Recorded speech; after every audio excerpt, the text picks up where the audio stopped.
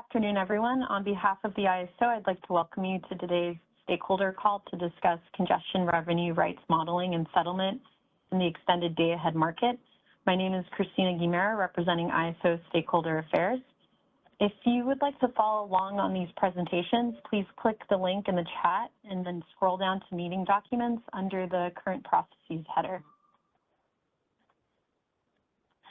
Just a reminder that today's call is being recorded for informational and convenience purposes only, and any related transcriptions should not be reprinted without the ISO's permission. Please remember to keep comments professional and respectful. To ask questions during the meeting, you can open the participant and chat panels on the bottom right, and you can then raise your hand by selecting the raise hand icon, or if you joined audio only, please press *3 on your device.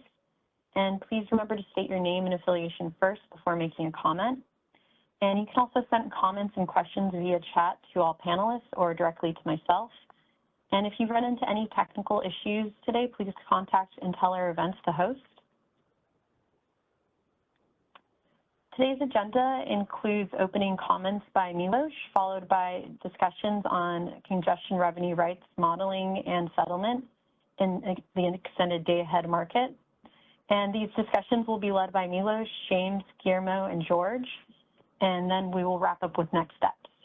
So with that, I will turn it over to Milos Postnak, a Policy Development Manager at the ISO. Milos? Thank you, Christina, and good afternoon, everybody. Thanks for joining the workshop. This workshop is a follow-on to our commitment that we made in the EDAM Congestion Revenue Allocation Initiative to brief and discuss with stakeholders congestion revenue rights implementation in EDAM within the CAISO balancing area, which will support EDAM launch in 2026.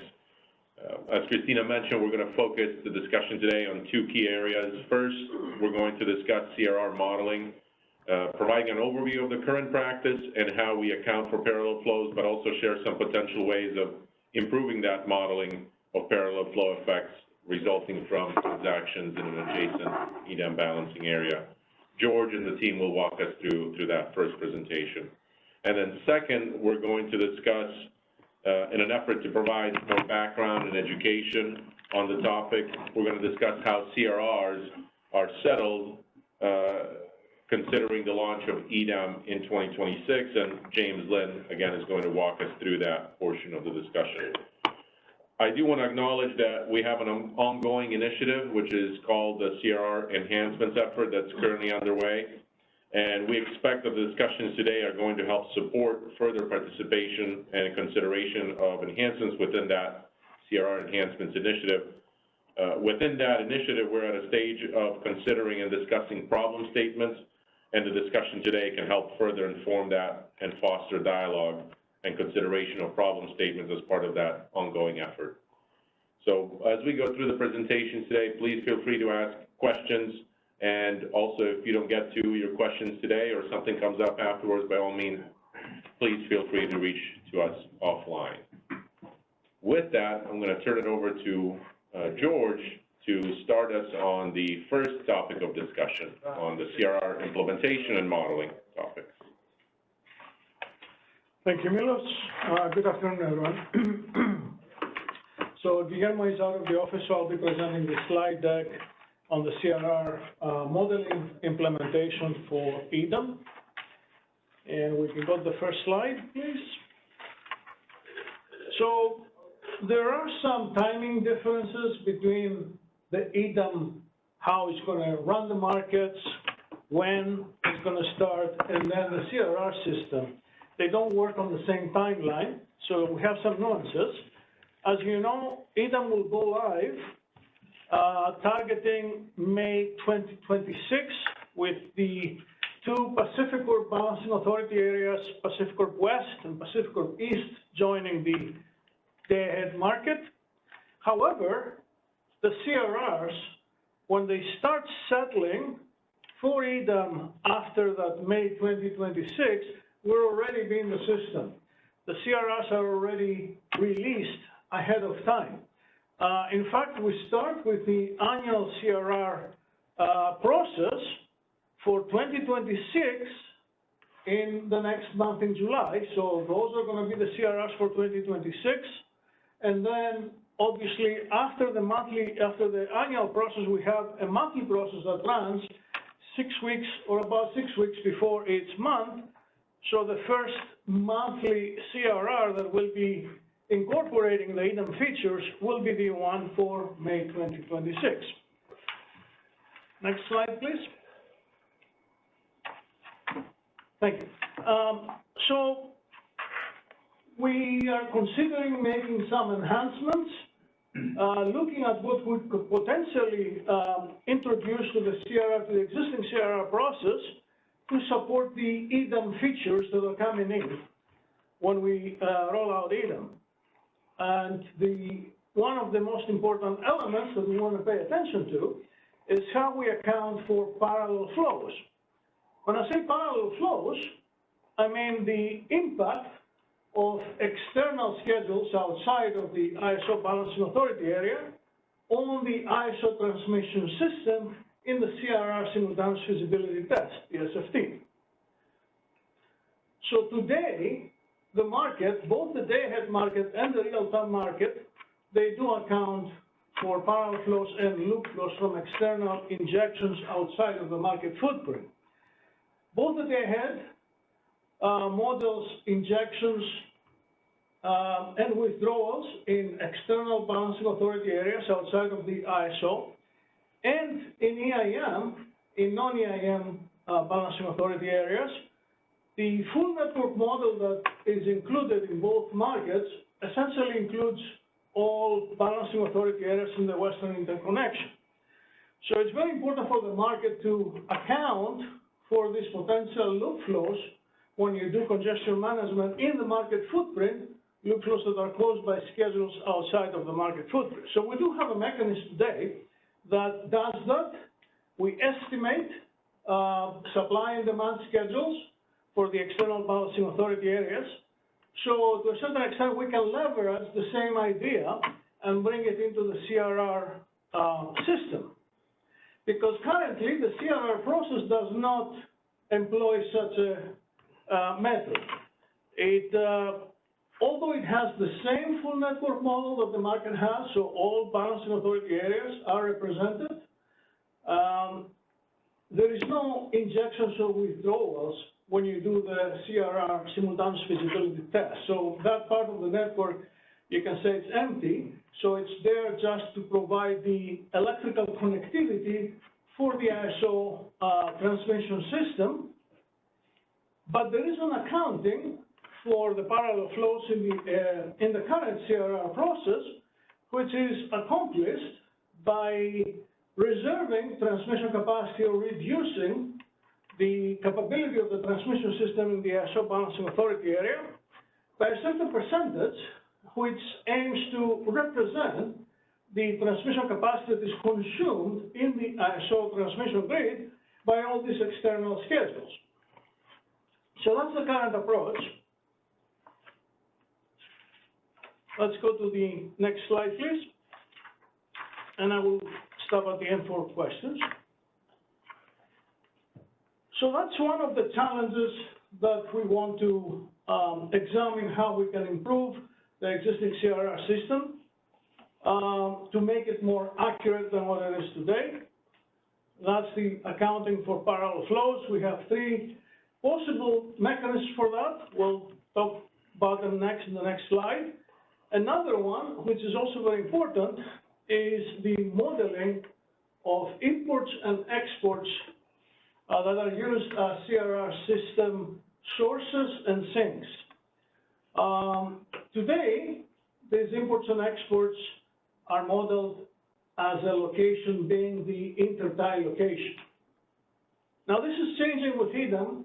With EDAM, we're moving out the location of those imports and exports, let's say for the ISO balancing authority area, from the intertie to a location that better represents, more accurately represents the actual source or sink of the energy, which is an external balancing authority area. Non-EDAM balancing authority area, we use the term GAP, generation aggregation point, which is essentially all the supply in that external balancing authority area with certain distribution factors that reflect how the energy is distributed on the generator locations. So this is coming with EDAM, all the import-exports to an EDAM BAA from or to a non-EDAM BAA outside of the market footprint will have a location that non-EDAM BAA generation aggregation point. That will result in a more accurate market solution, market prices, and congestion management, because obviously the energy is not magically generated at the intertie, it's actually generated at some source BAA or is consumed at some sink BAA. So that's the EDAM change that we also now want to reflect on the CRR process so that we have some consistency. This will require some changes to the CRR system. Will require the modeling of those external BAA generation aggregation points, and we'll obviously have to bring this data into the CRR system. These processes are significant, they involve significant manual effort. So there is no time to actually do this for the annual CRR process that is going to happen next month, but we're targeting to have some improvements for the monthly CRR process because we have a few months lead time to be able to accomplish that. Let's go to the next slide, please.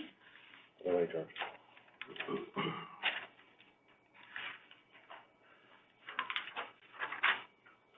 Next slide, please. This is the one you want. It's the next, yeah. Go back one slide, please. Back one slide. Thank you. So, as I mentioned, there are three methodologies that we have identified for modeling parallel flows in the CRR process. Of course, the one that is obvious is the status quo, which is not really injecting, not having injections or withdrawals at the external system, but reserving transmission capacity from the ISO transmission system to simulate the effect that loop flow will have on it from external injections and withdrawals. A next step that we can have an improvement on this is to model explicitly in the CRR's SFT the injections and withdrawal points that constitute the OAT that we know about in EDAM BAAs, and specifically for the inauguration for Pacific West and Pacific East. So these are represented as a set of balanced source sink combinations, where these are registered in the master file with the appropriate information that the system requires to identify. There's a challenge here because we currently don't have this information registered in the master file. We don't know the extent that this information will be available when we need it for the CRR process. The mechanism will be the same as we today account for transmission ownership rights and existing transmission contracts in the ISO balancing authority area. So we're not creating a new method, but we're using new data to leverage existing methodology for this. But the important thing to note here is that this step, although it's a step in the right direction, it doesn't carry you all the way to the end, where you want to go. Because the objective is not only to model the OAT rights as you expect to be exercised in the market, you really want to go beyond that and model all supply and demand schedules in the external system. So the next step in progression of improved accuracy is what we call the comprehensive solution model, where we're actually going to model all the supply and demand in all balancing authority areas in the FNM, in the SFT, in the CRR SFT. And this is currently done in both day-ahead market and real-time market for balancing authority areas outside of the market footprint, so we can leverage similar techniques But the CRR process, the CRR system gives us additional mechanisms that we can use. Because the CRR system uses balanced CRRs, the CRR is a balanced concept from a source to a sink, we can use this concept and essentially represent all the supply and demand in an external balancing authority area with a CRR nomination. It's not a real CRR, you can consider it a proxy CRR, it basically represents all the supply and all the demand in that BAA. You have a CRR nomination from the supply to the demand. We're using the generation aggregation point as the source of that CRR and the load aggregation point for all the load in that BAA as the sink. And this is the same process we use today to model TORs and ETCs in the ISO control grid. So the CRR goes in place, it's fixed, it's not optimized in the SFT, but because it's present, it consumes transmission capacity on the transmission grid, and this is exactly what you want to represent the loop flow from all the external sources to the ISO transmission grid, so that then the CRRs that you release through the SFT mechanism do not encroach on that transmission capacity that's already spoken because of the loop flows.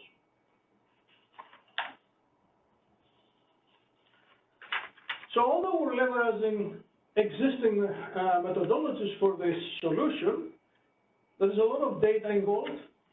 Most of the data we have available, we have demand forecast historical for balancing authority areas. We have the distribution factors for the generation aggregation point and the load aggregation point. We use this stuff in the market. However, these are used in the market for the specific scope of the market, like the specific data, specific hour. For the CRR process, you have a longer term. You have the scope of the CRR, which is annual, monthly, on peak, off peak. So we have to harness this data and extract or regress to come up with data that represent the representative for the CRR scope in the SFT. So there's some work that needs to be done. It's majorly a significant manual effort for this work. So there is some risk involved that we have to manage in doing this improvement. Next slide, please. So now that we've discussed the available options, I will describe to you what we decided to move forward with the implementation plan, considering all the restrictions that we have, time restrictions, effort restrictions, and certain risk restrictions that we have to address for the CRR process. So, as I mentioned before, because there is no time really to improve, to model any improvements for the annual CRR process for 2026, because it will take place next month, we will stay with the status quo for that. So the annual CRRs for 2026 will be procured in the same way like any other annual CRR option so far. We're not changing anything for that process. For the CRR May 2026 monthly process, we have several months, so we will try to bring some enhancements into the process to improve the accuracy of these monthly CRRs. And the first thing that we want to look at is how we can implement the modeling change that EDAM brings for imports and exports, for which can be CRR sources or sinks in the CRR monthly process. So we want to implement that change, but again, we are restricted in terms of the time that we have to do it and the risks that we have to manage. So we decided to pare down the complexity. So instead of supporting all these gap tie combinations that the EDAM will support on day one, for the CRR system, we're paring this down to a single super gap that we will use for its intertie. The North super gap will be used for the northern ties of the ISO balancing authority area, and the South super gap for the southern ties. The super gap is really an aggregation, a union of all the generation aggregation points of non-EDAM BAAs, either north or south. That simplification provides a lot of advantages because we don't have to change the data model for the CRR process, and it will be transparent to market participants. So market participants will not have to really change the way they nominate or they bid their CRR, source or sink, if they're import or export. They still pick the intertie, and the system internally will translate that and move it to the appropriate super gap. That will be transparent for the market participants, so we don't need to modify payloads, user interfaces. So this is a simplification that is low-risk implementation for the CRR May 2026 process that will give you, though, significant accuracy in the process, because instead of having the energy in the SFT miraculously appearing at the intertie location, it will actually be modeled at super gap, which is relatively close to what the actual source or sink will be for that import or export. So that's for the SGAP. We also want to model as accurately as possible as we can the external system, right, the parallel flows. So we'll move into implementing the comprehensive solution that we discussed earlier for parallel flows. We have to make some simplifications there as well for the May 2026 process until we do future enhancements, of course. So we'll still use the idea of having a balanced CRR nomination for each non-ISO BAA from the generation aggregation point of that BAA to the load aggregation point of the BAA. That will represent all supply and demand in that BAA. As I mentioned earlier, we have to harvest the historical data for the demand forecast, find a value that is reasonable to represent for the CRR scope, on peak, off peak, which month it is, and we'll use the distribution factors that we have already, but we'll have to regress them over a longer period of time. These are originally coming from the state estimator, that's where we harvest the data from. So there's some work involved, but we have the data. Then we'll have to bring them into the CRR system.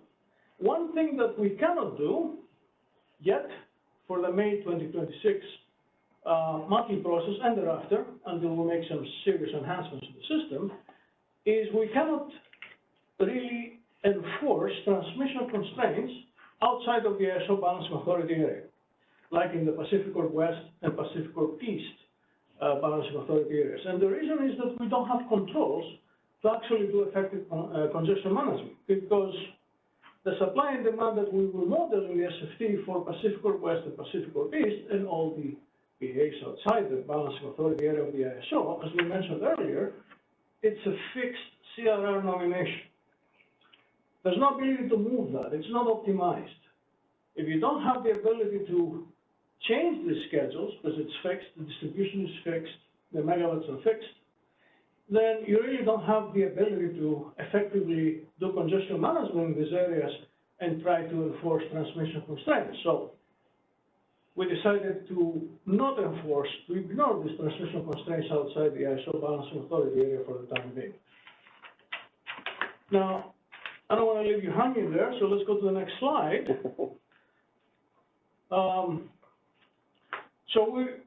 This is what we can do for the time being, but we don't stop there. We know that there is quite a bit of room for further enhancements, accuracy enhancements. So there's a plan, of course, to incorporate and support all the gap tie combinations that EDAM will support. So we'll have the same support for the CRR system as well. So the CRR nominations and bids will have the same gap tie combinations eventually. We'll have to get to that. Third bullet is important, as I mentioned earlier. We want to be able to enforce transmission constraints in the EDAM balancing authority areas, because the IFM will be doing that, the market will be doing that, so we want to have parity between the CRR system and the markets. But to achieve that third bullet, we need to do something before that. That's the second bullet. We need to provide to the CRR SFT some flexibility to change those schedules externally because with that flexibility, you can actually enforce transmission constraints. So further enhancements to the CRR system would require to introduce CRR bids for the CRR nominations of the external systems so that they're not fixed.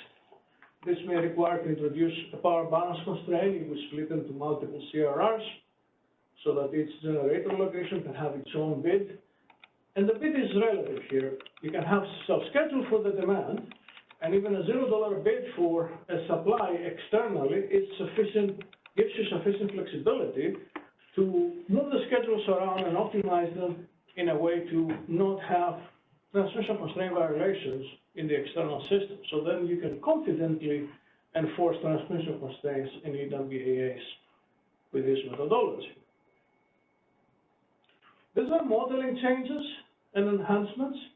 There's, of course, a bigger set of enhancements at the policy arena, which will be the subject of discussions and deliberations at the CRR Enhancements Policy Initiative that Milos mentioned when we started this call.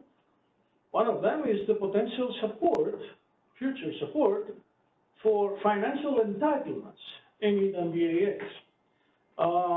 How they will look like, if they will look like the CRRs that we have today for the ISO Balancing Authority area, essentially expanding our CRR system to EWAAs, or going to be something different with a different system, the optionality of EWAAs opting in or out of them, and any other details, that will be part of the discussion that we'll have in that policy initiative. So now you know what we can do and what we can consider for the future. We can open for discussion and questions on the slides. Thank you. Thank you, George. We do have a question in the chat from Abram Klein, but he also has his hand raised. So Abram, would you like to address your question? Thanks. This is not the question I put in the chat. You can address it separately. But I'm wondering, in terms of enforcing the transmission constraints in the EDAM BAAs, why wouldn't have you considered using a similar process to what you use to assess the external BAA's impact on California constraints? So it seems like you're going through a process from California's perspective of looking at the generation aggregate points to the load externally and seeing what the impact of the loop flow is in California. Couldn't you look at the external areas and then look at California's impact from its generation aggregate points to its load and see how much of the external transmission those are using, and then model a limit associated with what California gets on those external constraints? Do you follow what my question is? Maybe. Let me try to capture, and you can correct me if I didn't understand it properly.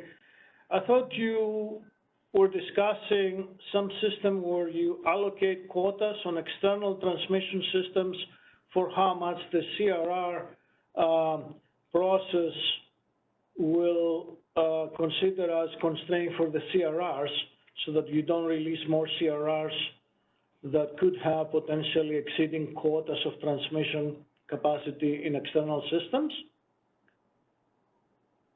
Yeah, basically. I mean, not necessarily the CRRs, but you have a process of figuring out how the external areas are flowing on California constraints.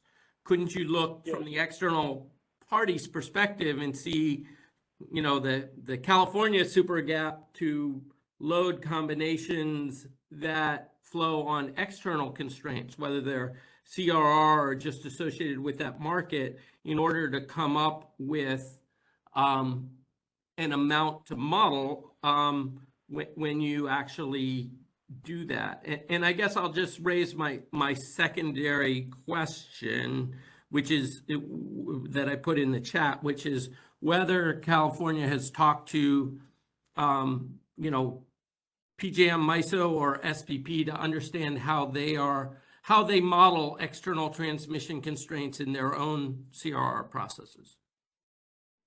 Right, and that's what I was thinking. You were talking about establishing quotas for the use of external systems by the CRRs that are part of the simultaneous feasibility test.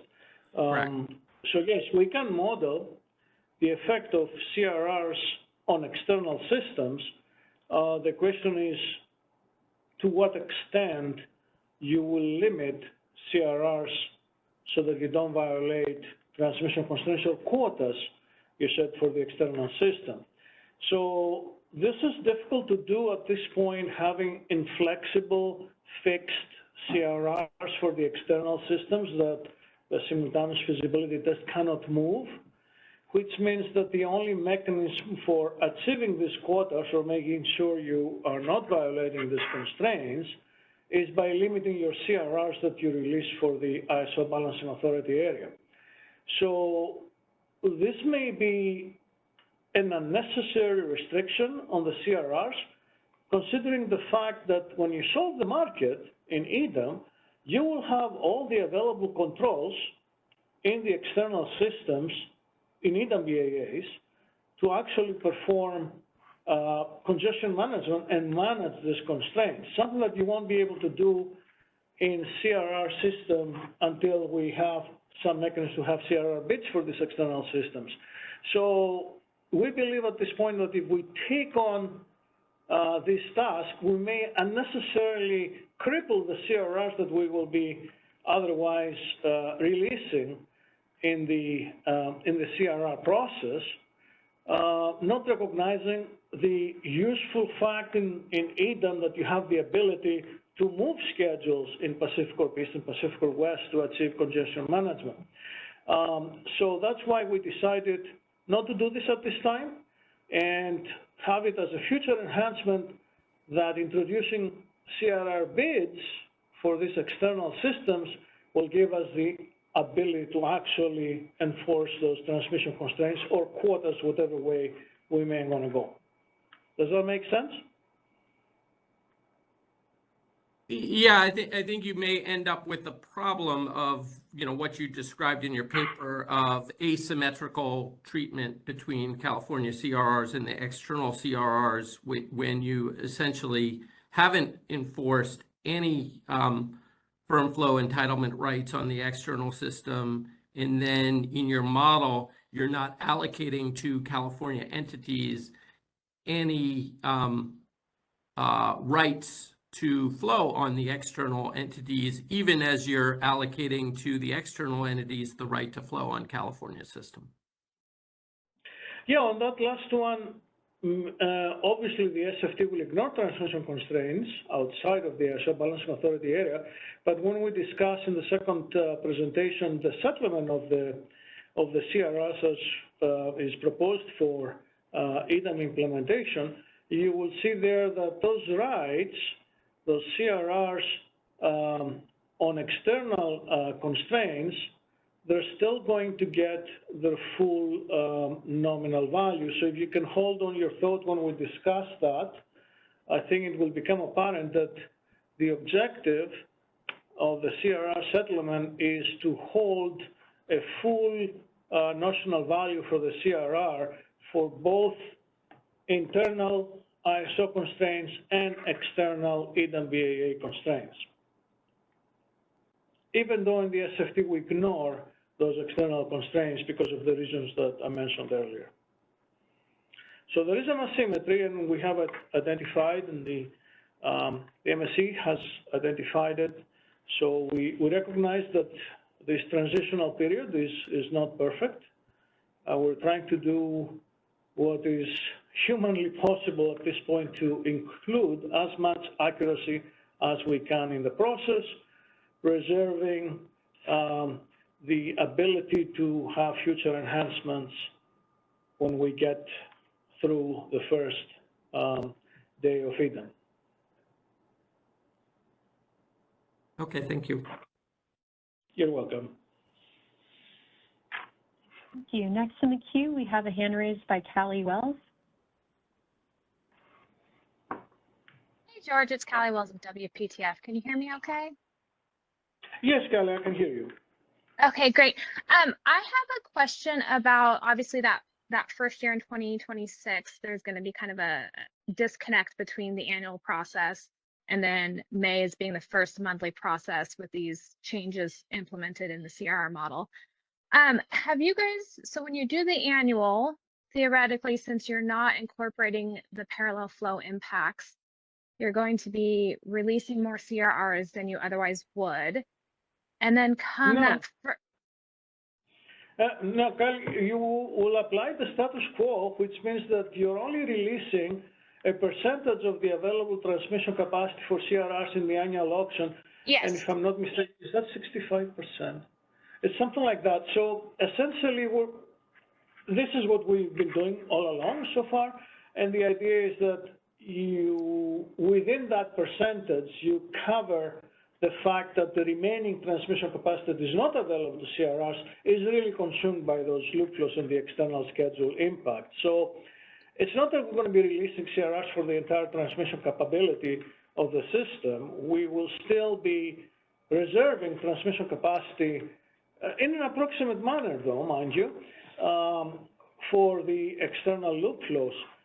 It's just that with the monthly process going into the comprehensive methodology, we'll be able to do that a lot more accurately. Yeah, that wasn't quite what I was saying, George. I was saying in the annual process, without these enhancements in place, you're going, and I understand it's only 65% of the capacity is released, you're going to theoretically release more CRRs than if you ran that annual process with the parallel flows in place. So I'm not sure. Depends on how conservative. It depends on how conservative or aggressive that 65% is, right? Well, no. I mean, we could be releasing more when we bring in the enhancements, right? Well, okay, it's just that it will be more accurate, but can be more accurate in one way or the other. I don't know. Okay, again, so if I can get through my scenario real quick. So assuming the parallel flows, once you model those in the annual process, will reduce some of the capacity on CAISO transmission that can be released for CRRs. Again, I understand only 65% of capacity is released. My question is, if you take the annual results for 2026, which include some CRRs that cover that May through the end of the year timeframe, now we're coming into May, into the monthly process. You've already allocated some of the transmission capacity through CRRs in the annual. Now in May, you're going to layer on top of that, you're going to release more of the capacity, but now you're also modeling some of these parallel flows, which if I understand Correct. For the first round is going to be fixed, which, you know, is one of the assumptions, simplifications we have to make. My question is, could there possibly be a scenario, depending on how much of those parallel flows are now modeled in the May timeframe, where the simultaneous feasibility test might fail because of that distinction or the difference between the annual not having the parallel flows and the monthly now having the parallel? Again, theoretical scenario. Yes, I'm asking, is that a potential outcome? And if so, has the CAISO thought about how is that addressed in the CRR model in the monthly process if you end up with an infeasible SFT? All right, I understand your question. So it's implicitly handled in the SFT itself. The SFT is not infeasible. It only releases CRRs that are feasible. So, and the CRR bids in the monthly auction could actually be counterflows of annual CRRs. So you basically re-optimize the system. It's like you go from the day-ahead market to the real-time market. That doesn't make the real-time market infeasible. You just re-optimize the schedules. So you could re-optimize your monthly CRRs so that yearly CRRs plus monthly CRRs, you're staying within the transmission capability of the system. Yes, but the difference, I guess what I'm getting at though is now in the monthly, what's going to be new is you now have these fixed CRRs to reflect parallel flow impact. So how is the market going to prioritize those? I'm assuming since they're fixed, they're going to be just as high priority as the ones already released in the annual. Yeah, but they So- can also put them as bids. You can rebid them and release, essentially you can bid CRS in the opposite direction. Let me give you this example, right? Let's say we only release 65% of the transmission capacity for the annual CRRs and it's fully occupied by annual CRRs, okay? Now, you have all the transmission capacity released for the monthly CRR, right? But you also now model the external loop flow impact from the external transmission schedules. So let's say our 65% was right on the mark, and really the loop flow from these external schedules is the remaining 35%, right? That means in the monthly auction, under this scenario, and I'm only bringing it as an example for discussion here, in this scenario, there is no new transmission capacity available for monthly CRRs, but there is still a healthy market for CRRs because you can have counterflows on your annual CRRs, and you can still have a clearing for monthly CRRs. And of course, if the 65% is more conservative, then you have additional room for new transmission capacity that will be released for monthly CRRs. So the SFT doesn't really get infeasible. It really will give you a feasible solution out of all the CRR bids that you get for it, right? Okay, so I guess there's one last scenario there. What if the 65 is not conservative, it's not on the mark, it underestimated, and then you come in and the fixed parallel flows are 40%? Yeah. Are you Then saying you you'll have a just market rely on people releasing their annual CRRs to make the model run? In this scenario, you still have a market for monthly CRRs for 5% counterflow on your dominant flows from the yearly CRRs. You still have a monthly CRR market. It's not that it's infeasible. Your bids that you have, you'll still select or clear CRR bids that will give you a 5% counterflow on the yearly to have a feasible solution.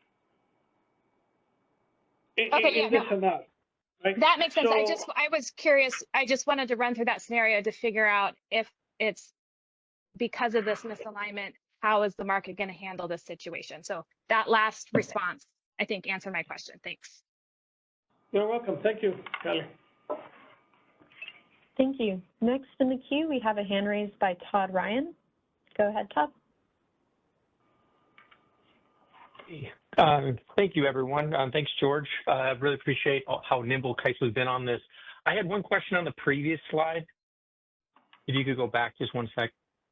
I was a little curious about implement balance CRR nomination for each non-CAISO balancing area. So is this for like Pacific or East and West, they can nominate and be allocated CRRs that represent the parallel flow on their associated with their OAT rights? No, they don't do it. We do it in the system. The same way like we take the ETCs and TORs that we have in the ISO Balancing Authority area, and we set up CRR nominations for them so that they occupy transmission capacity in the grid. So we put the injections and the withdrawals for them, and we model them like that. In the same way, we're going to model the supply and the demand for Pacific or West, for all EDAM BAs, and even non-EDAM BAs. We have to do it for every BAA in the FNM. So as I mentioned, they're not real CRRs. It's just our mechanism of representing the external schedules so that we can capture their effect through loop flow on ISO transmission constraints that will be enforced in the CRR SFT. Make sense? I gotcha. Yep. Thank you so much. Really appreciate it. You're welcome. Thank you. Next, we have Abram Klein raised his hand again. Go ahead, Abram. Hi, George. I just wanted to follow up on Callie's question. I just don't understand how you can run the monthly auctions in 2026 once EDAM is being implemented and plan to ignore the transmission constraints in the external area. If you go to the previous slide here, it says you're just going to ignore the transmission constraints outside of the CAISO BAA. But that just means that you have unlimited transfer capability. So market participants will see a constraint binding externally and want to buy it and, think about how they can optimally buy it. And you're just going to create underfunding by not modeling any limit on those external constraints. It's not a sensible solution here from my standpoint. And again, I'm just seeing it for the first time. You have a process in place where you're thinking about how you can model these EDAM entities that are external to California and model their loop flows within California. And you're going to do that, in order to see what flow they're putting on California's system. I don't see why you can't use a parallel process to look at it from the perspective of the balancing areas that are joining California and see what impact California's super gap to load to tie model would have on their system. So you could actually identify what in principle, the firm flow entitlement rights, as the MSC has talked about, some level of what the limit would be on external constraints and set a limit there. I understand that there's, a longer term solution about, negotiating how to handle the rights, but I don't understand how you can run monthly auctions from May through December and simply ignore the external and say, we're just going to ignore the transmission constraints externally, because you're not doing that in the day ahead market as you go through that process. I just don't understand how this is the proposal. Thank you, Adam. It's a very good question. I'll try to answer it here. You're correct. It's not perfect. And it's a transition step going from today, where we also ignore external constraints in the CRR process. So today, the CRRs that we issue, they are completely invisible to the fact of external constraints outside the ISO grid. Right, but So, you also don't, go ahead, sorry. Yeah, I was just trying to say that we're not making it worse. We're trying to make it better in several directions. This is one direction that we cannot improve from the get-go. And you're correct about the funding. It's a very good observation that because we're not going to be enforcing external transmission constraints, you may be releasing CRRs that in aggregate may result in a violation of these constraints, assuming that our modeling of these ISO nomination for these external BAAs are accurate, which is an approximation. So basically, we approximately model supply and demand. So the supply and demand may already be violating transmission constraints in these areas, right? Because it's an approximation on our part. But even if they do not, by releasing CRRs without enforcing these external transmission constraints, the CRRs that we release in aggregate may cause a violation of that transmission constraint. And then your argument is, wait a minute, that means if everything plays out in the market the way you have it in the CRR SFT, because your CRRs violate that constraint, and IFM will never load that constraint above that level, so you won't be collecting congestion rents on that constraint. You have not enough payment, you have an underfunding of the CRR. However, if you wait for the second presentation that James Ling will describe how the CRR settlement is, we do not intend to use congestion rents collected on external transmission to fund our CRRs directly. We're only collecting congestion rents in ISO transmission constraints to fund our CRRs.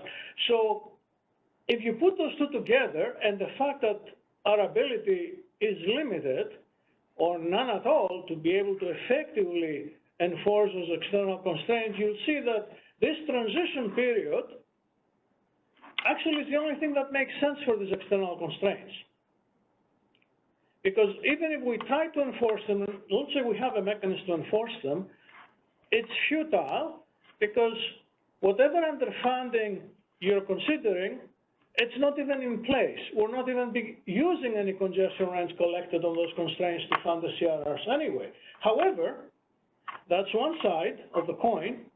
You have to see the other side of the coin that, yes, we may be having some underfunding because we won't be using congestion rents on those external transmission constraints to fund CRRs. However, we have a new source of income that we can use for CRR funding, which is what we call the residual parallel flow congestion rent from external schedules to ISO transmission constraints, external schedules that are not associated with the exercise of OAT rights. So this is a new source of funding for CRRs. So on one side, yes, you have underfunding, and it's not because we don't enforce the transmission constraints, because we don't use congestion rents from there anyway. And the other side, we have some additional funding because of the residual parallel flow congestion rent that we will collect. So you put those together. We don't know the exact numbers because we haven't run simulations, we don't have the system, but there is an offsetting effect that needs to be considered here. So think of this and the fact that this is a transition period where we're doing incremental enhancements to what we have right now with a target to go to a better system that is more accurate and will address all these concerns. I think we have a good silver lining.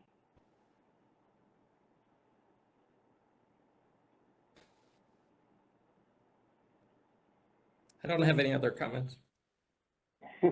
You're welcome. We did have a couple comments in the queue, the chat. One was from Tong Wu. Can trading hubs and intertie locations be used as sinks and sources? For example, NP15 trading hub today in the ISO can be used as a source. Jeremy?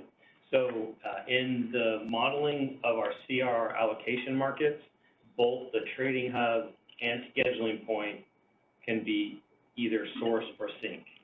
In our auction, the trading hub and scheduling point can be either a source or sink. Okay? Hopefully that helps. Thank you. We also did receive a question in the chat just now from Huey Y, asking, could you please provide any available documentation on the SGAP tie model used in EDAM? Yes, we should take that action item. We're in the process of defining these things in the master file. We're going to need them for market simulation. To the extent we'll have them available before in a format that we can publish through probably the market simulation calls. That will be the appropriate forum. We will make them available. Well, I think we did a training on this recently. Okay. We need to talk to the training group as well. But yes, we can take this as an action item and get a document out to you. And eventually, there is a document, a spreadsheet, that is published in Oasis, I believe, that has all this information for the current market, and eventually this will be updated to include all this new information about the gap tie combinations, right, that you have available for scheduling imports, exports, and the super gap, the definition of the super gap, what super gaps you will have, and which super gap is associated with each intertie. There will be a one-to-one association.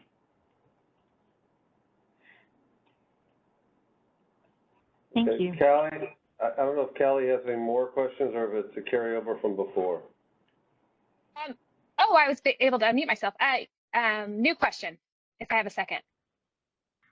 Yes. Okay, and actually, this is related to market simulation. Just because, do you think you guys will have an opportunity to maybe between market simulation of the actual EDAM and the CRR changes, be able to show a comparison between the flows that you're modeling in the CRRs with this new enhancement in place compared to what IFM would show, just so we can get an idea of how well they align. Yeah. Kelly. That's kind of, Callie, this is Jeremy Malekos, manager of the CR team. I'll take that as an action item. It'd be a big ask, but I'll take that back and we'll provide updates as we move along with this. Okay, great, thanks. Mm-hmm. Next in the queue, we have a question from Daniel Cretu.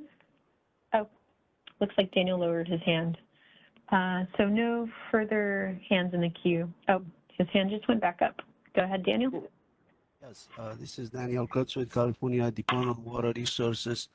I think you guys come just at the right time on my question. What you guys expect from market participants to do on the CRR simulation, on the EDAM simulation on CRRs? I mean, I'm gonna tell you what I expect, what I see. It's just from the settlements point of view, the CRRs that we already have in the day ahead, to them will be added additional, will be included in additional settlements for imbalance reserve MCC. And that's the only functionality that I will check. But do you think the BRS describes more what the CRR's implementation on what on CRR simulation we need to do on the EDAM simulation? What processes that CRRs? Yeah, for the EDAM simulation, what I know is scoped in right now is the CRR settlement and the CR1B calculations for notional value as well as offsets. And we are in the process of updating the BRSs to reflect what I'm about to go through. We have reassessed how we are planning on implementing CR settlement with EDAM over the last couple of weeks, and we are updating the BRS to reflect that. If we are going to be using the CRRs, you are correct, we'll use the CRRs that are currently awarded for 2025 and use that in the CR1B calculations and the CRR settlement. So we're not necessarily simulating bidding or CR auction clearing in market simulation. Just the settlement part. Correct. And would be just the CRRs over the intertie or all the CRRs in the ISO system? All the CRRs in the ISO system. Okay. And then that's what kind of I thought of, but anything else that besides the settlement on the CRRs part needs to be done. I mean, I'm going to the part that the congestion runs for imbalance reserves MCC goes in the balancing account of the CRRs, and it was initially thought that also the reliability up and down reliability capacity MCCs will do, but that one was not pursued anymore. So it's just we're gonna see the imbalance reserves, marginal cost of congestion. Could we see that goes in the congestion runs balancing account, in the CRR balancing account? You'll see it in two places. You'll see it actually in the CRR settlement because we will have a designation on the CRR settlement at a constraint level of the constraints and contingency cases that are associated with energy versus constraints and contingency cases associated with the imbalance reserve up or imbalance reserve down. We'll calculate notional value and we will do an overall settlement. So you'll see that through the CR settlement, as well as you will see it as a new revenue stream into the CR balancing account to offset the CR settlement.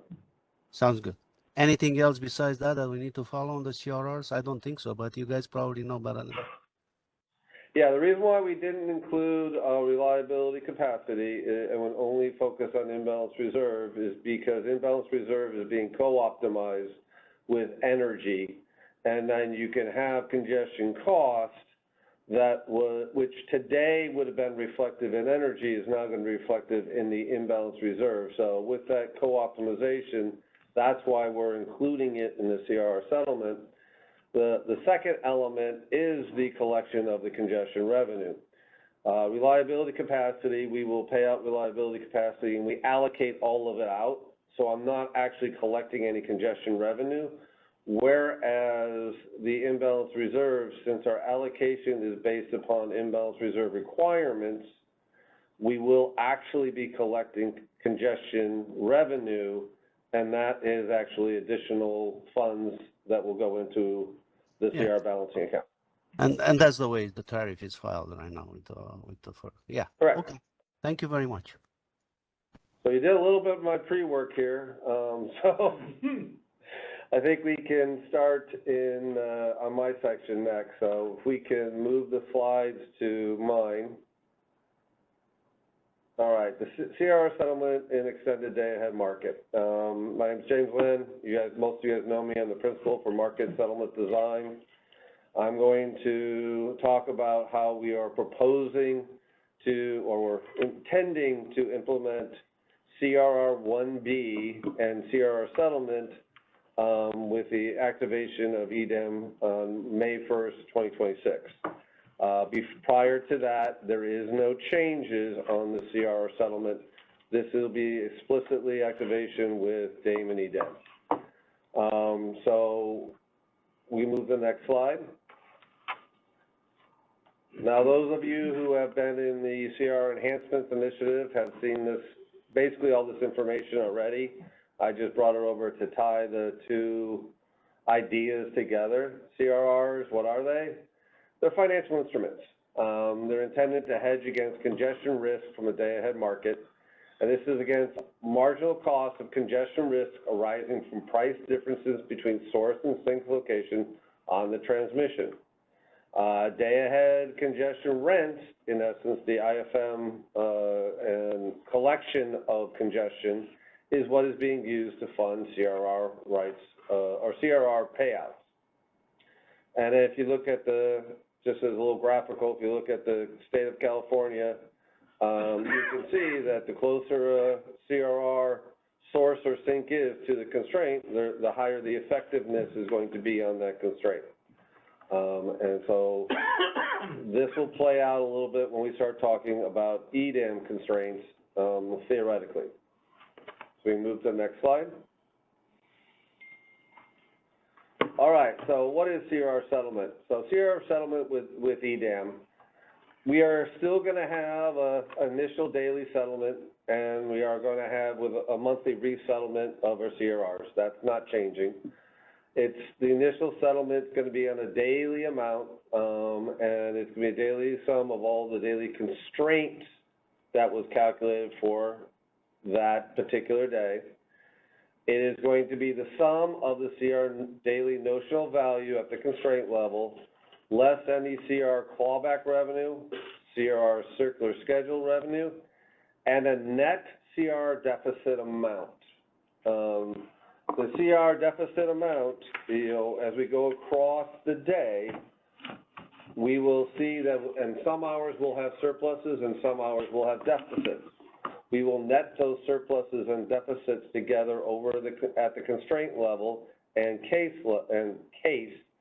to come up with a net offset amount, and then anything less than zero, so the max of zero or that daily offset amount, sorry, it should be min of zero, that should be min, I apologize.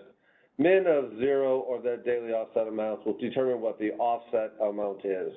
And we will add that to the notional value to determine if there's a haircut that needs to occur for that CRR payout at that constraint. If we can go to the next slide.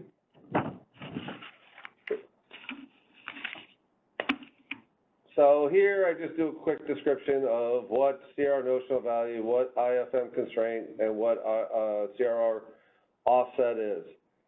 Now, what it means is with the introduction of EDAM, though, CR notional values are calculated at each constraint across the EDAM footprint. So if a CRR, so we will calculate CRR flow, it is going to be the product of that CRR ward and the shift factor difference between the source location and sink location to that constraint.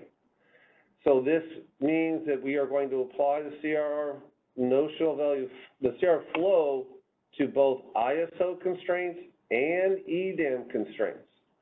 And therefore, when I calculate the CRR notional value, I will take that CRR constraint flow megawatt and multiply it by the shadow price, and that'll tell us exactly what the notional value for that CRR at that constraint, regardless if that's an ISO constraint or an EDAM constraint. When we calculate the IFM constraint flow, however, we are only going to be focusing on ISO BAA constraints.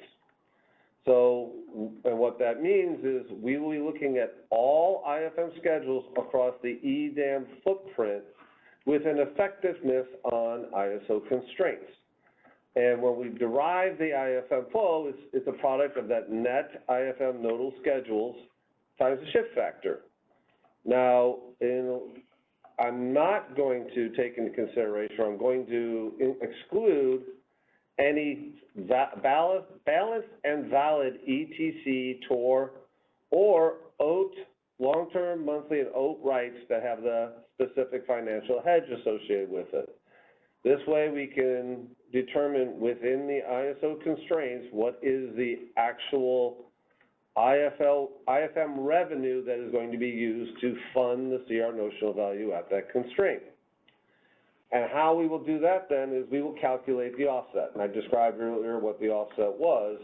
It's a comparison of the CRR megawatt at the constraint minus the the IFM flow at that constraint, and we will determine whether or not there's a multiply the shadow price, and that will determine whether or not that CRR is a surplus or a deficit to apply the notional value. Now, if you note, that is what's going to occur for the ISO balancing authority area constraints. For EDAM balancing authority area constraints, however, we're going to assume the CR offset amount shall be equal to 0. We are not going to calculate what the IFM flow at each of the EDAM BA constraints, because that is congestion that should be distributed to that EDAM BAA and should not be used to necessarily fund ISO CRRs. If we can, I'll take some questions here. I'm going to go into more details on the next probably 6 slides, but I'll take each one of these calculations one by one. But if you want to have some questions now, I'm okay with it. I'm not seeing any questions coming in at this moment. All right. So let's go to the next slide. All right, so here basically, this is a review of how CRR flows calculated per constraint. And as I said, it's going to be applied to all constraints which have an effectiveness on that CRR. So we'll take the CR megawatt and we'll multiply it by the shift factor of the source minus the shift factor of the sink.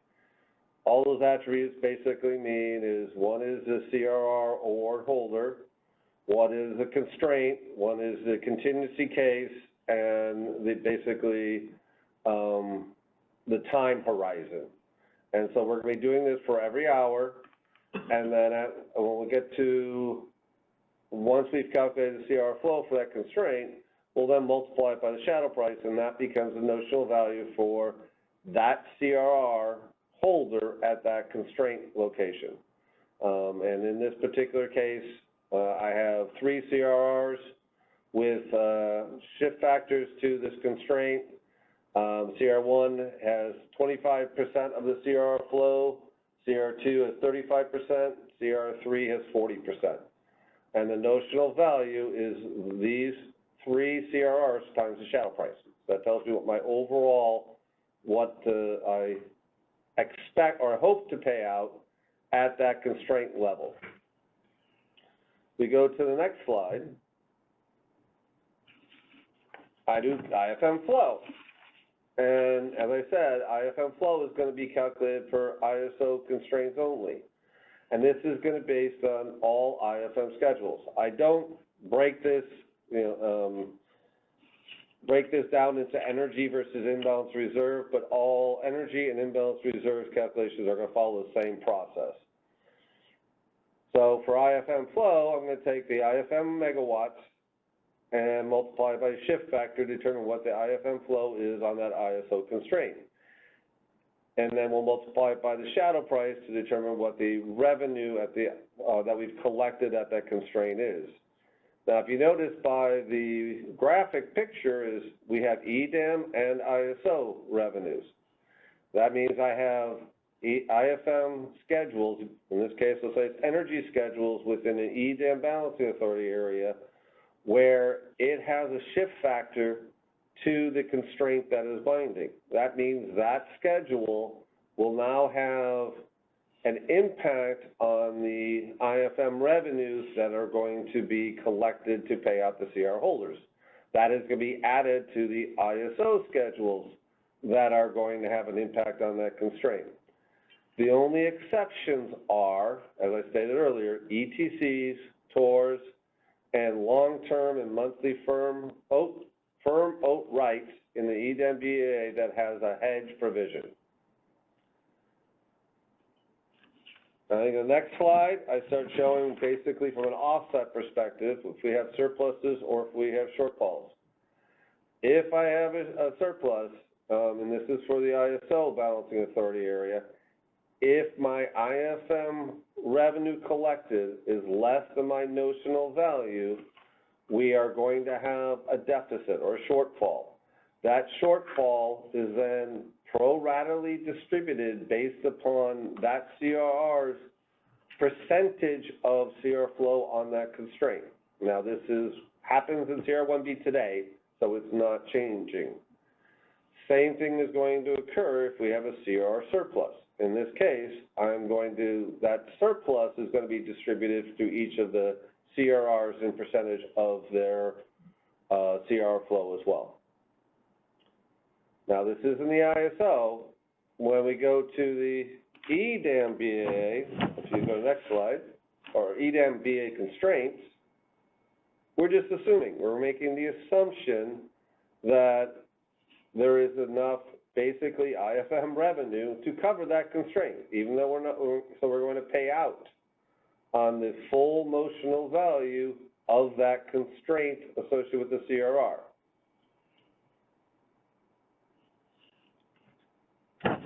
And then go to the next slide. This one describes kind of what we do today. This is the daily netting effect that occurs when you're going across hours to the daily. If I have a shortfall and I have a surplus, they are netted together. When I get to the end of the day, I will sum up the notional value, I will sum up the offset, and depending upon what that offset will determine whether or not the CRR gets the full notional value or if it gets a haircut. Same thing is going to happen when we do the resettlement over the month. At this point, we are netting shortfalls and surpluses across the month and performing the same process. So none of this is changing from a CRR1B perspective, and so I'm just outlining what we do. Balancing account, and this is kind of where George was talking about new funds. If you can go to the next slide. All right, there's a lot of stuff that goes into this balancing account. Try to break it down a little bit. So we'll start out with IFM energy congestion revenue. So IFM energy congestion revenue is ISO constraints. And what that means is all IFM schedules associated with energy across the EDAM footprint with an effectiveness on that constraint, that is the congestion revenue that will go into the CR balancing account. Same thing will happen with virtual bids, imbalance reserve, and then for ancillary service, since the ISO is the only one who allows economic bidding of ancillary services, only ISO BAA's congestion revenue associated with ancillary service will be included in the balancing account. Then we include CR auction amounts. We will do a credit for the ETC TOR congestion that is going to be paid out through the settlement system. And then the OAK congestion adjustment based upon the congestion revenue allocation initiative that we were discussing a couple weeks ago. So all of that goes into the balancing account. Now, as you can see, we have new revenues coming in. You have revenues from external EDEM BAAs, which have energy. If they eventually have virtual bids, it will include virtual bids, but also imbalance reserve. If it has a contribution on the ISO constraint, that is used to fund the CRR holder as well as to fund the balancing account to offset what we paid out to the CR holder. Now, from a neutrality perspective, this is where if my new revenue or my overall revenue does not meet what I paid out to CRR holders at the CR settlement congestion amount, then that is allocated to measure demand. I have to collect more from measure demand. However, if I've exceeded the revenue, exceeds what I have to do payout, the excess revenue is paid out to measure demand. This is consistent what we do today. All we're basically saying is we're changing the underlining revenues that are feeding the balancing account, as well as the underlining revenues that are being paid out to CRR holders that are going into the balancing account, and introducing imbalance reserve congestion revenue as well. Now I have a little summary slide on the next slide, so that I went through a lot of stuff and we can go back to questions. Basically, CRRs will settle on all constraints in the EDAM footprint. Constraints has a day-ahead market shift factor to CR source and sink. That is how we determine whether or not that constraint is going to have a CR megawatt on it and a CR notional value. Let's see the second bullet. The CR notional values will be based upon those constraints which have effectiveness on that constraint. CR settlement of ISO BA impacted constraints shall be funded from the congestion collection from ISO BAs and EDAM BAs IFM schedules. CRR settlement of EDAM BA impacted constraints shall be fully funded. The CR settlement is funded or paid through the CR balancing account, and this is a summary of what we saw previously. The only thing that is new is near-term enhancements. We are going to have discussions on near-term enhancements where the CRR parallel flow adjustment, that's basically the revenue that was paid to CR holders from an EDAM constraint that was fully funded, getting that money from that BAA's congestion offset account, and then as a new input into our balancing account. This way, we eventually have one-to-one payment out of the CR parallel flow to CR holders as we collect to the balancing account. Now I'm going to open it back up for questions because we're at the end of my slide. Follow the dollar. Thank you. I'm not seeing any questions coming in. Oh, we just got a hand raised. Go ahead, Mark Price.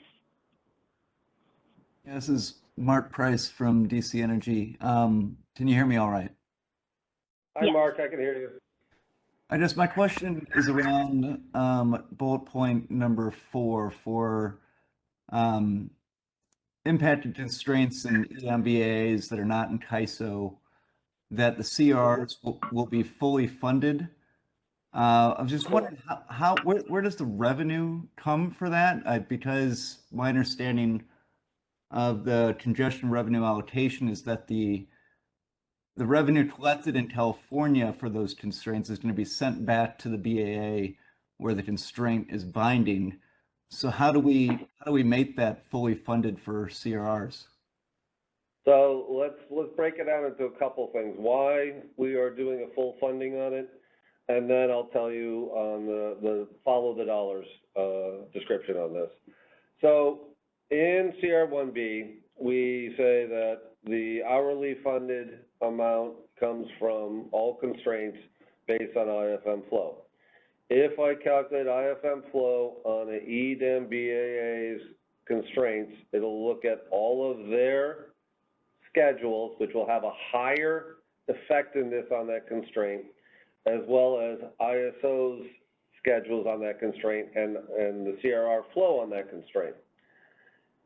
As part of CR1B, it says that if we have a surplus, that surplus eventually goes back to ISO measure demand, and that would cause a BAA cost shift. So we looked at that and we said, all right, if we look at how much the effectiveness of the constraint on the EDEM BAA to an ISO constraint, because it's farther away, the effectiveness should be smaller, and therefore we are looking, we know we're going to collect enough funds, it's just we're going to ensure that we don't have the surplus going to the ISO measure demand. It goes back to the BA where the constraint resides and should be allocated to. So that's the first thoughts behind it. The second thoughts behind it is once you pay it out, it'll go to the balancing account. And the excess revenue you're going to get from imbalance reserve congestion revenue on all schedules across the footprint that is going in to fund that CR balancing account, as well as energy schedules across the EDEM footprint to fund the schedule, is what we're going to be using to offset this, these impacted CRRs initially. Eventually, we're going to get into that last sub-bullet of the last bullet, where I'm actually going to use what I pay out on those constraints to gather that extra congestion revenue and move it to the balancing account. So we are going to be fully in sync. It's just given, as George has indicated several times, is given the impact of making changes, time constraints, system constraints, and so on, that we won't be able to do that last sub-bullet right away, and it will potentially require additional tariff language. That's why we are going to add it as a discussion point in future, either the congestion revenue allocation phase, I don't know if phases, second initiative, or in the congestion revenue enhancements initiative. We'll talk about how to create that reciprocity that we've identified for the congestion revenue allocation for EDEM BAs. We're going to apply it to the ISO BA and use CRR as our driving as what that congestion should be. I said a lot there, sorry. I followed your last statement where if we implement the last sub-bullet to the last bullet on this page where CRRs are treated parallel to OATs, then we would have full funding. But I guess until that short-term initiative or the near-term initiative actually gets put in place, I guess I don't follow how we will be fully funded. So CRR holders will be funded on that. What will end up happening is we'll determine the payout like we do in CR1B today. That becomes an input into the CR balancing account. The anticipation is the new revenues that are going to be collected through the IFM energy congestion and the imbalance reserve congestion should be enough, or well, we think it'll be more to cover those costs. If it is not, then it's going to be treated as neutrality and allocated to measure demand. Okay, thank you. Do we plan to collect data on that as we go to see how that assumption is playing out? Yeah, we are going to, so we're going to collect it for the CR, congestion revenue and allocation. We'll be collecting what the parallel flow is. In that, I plan on also collecting that information for the ISO balancing authority area. And I'll have to use the CRR megawatt as my, way of determining how much that congestion should be pulled over. So yes.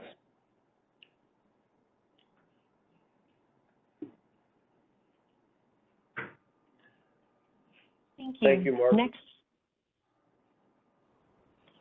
in the queue, we have a question from Joshua Arnold. Good afternoon, James. At all. Josh Arnold, GDS Associates.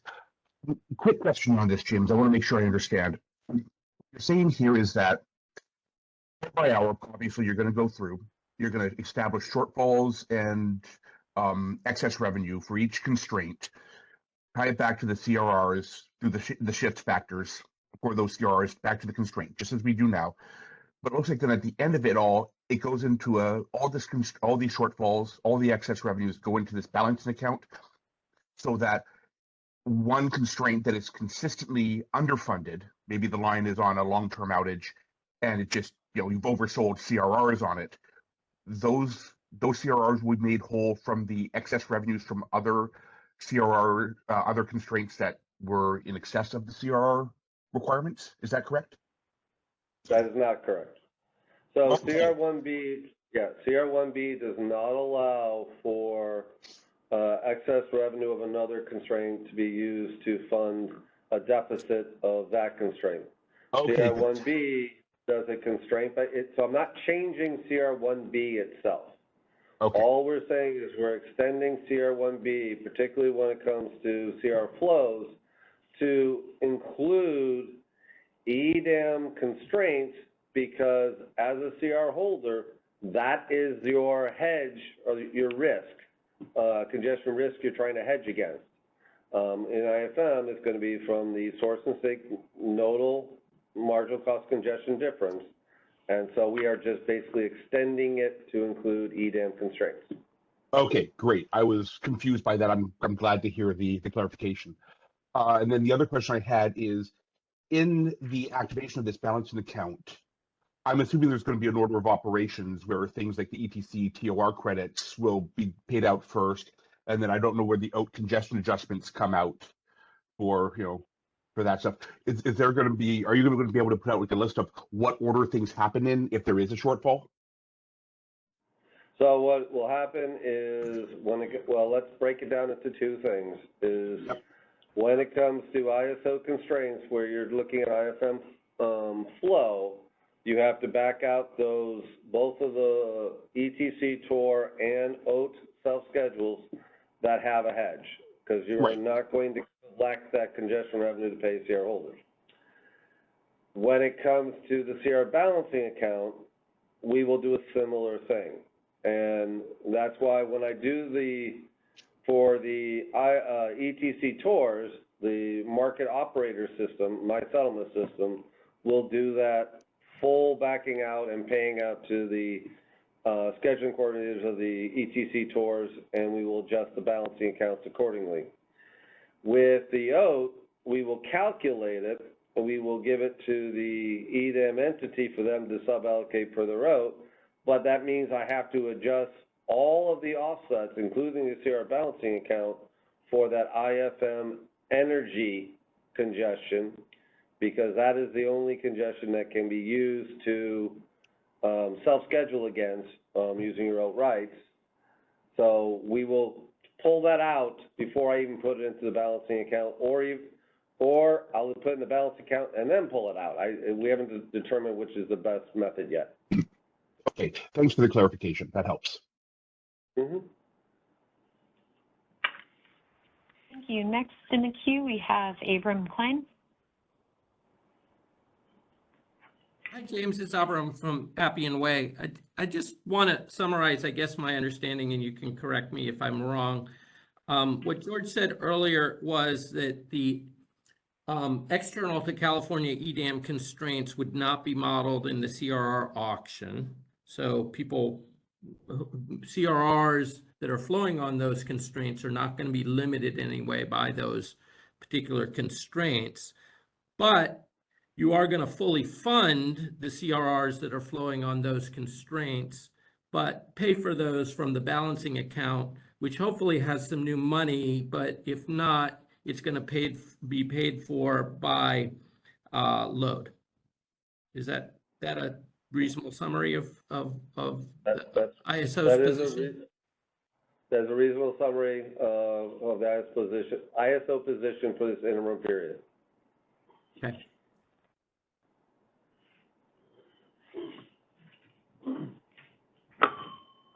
Next in the queue, we have Daniel Cretu. Hi, this is Daniel Kurtz, California Department of Water Resources. Our concern since 3 years, 4 years ago, when all this started with the CRRs in Dami Dam was that the track 1B applied to imbalance reserves, MCCs, settlements, adding that settlement to the CRRs will exacerbate the revenue adequacy shortages in the CRR balancing account. And if you go to slide 9, you show 2 bars there, EDAM has a smaller impact. Right now, it's estimated 69% of the participants in the CRR auction, they make 69 cents, $1 to the 69 cents paid.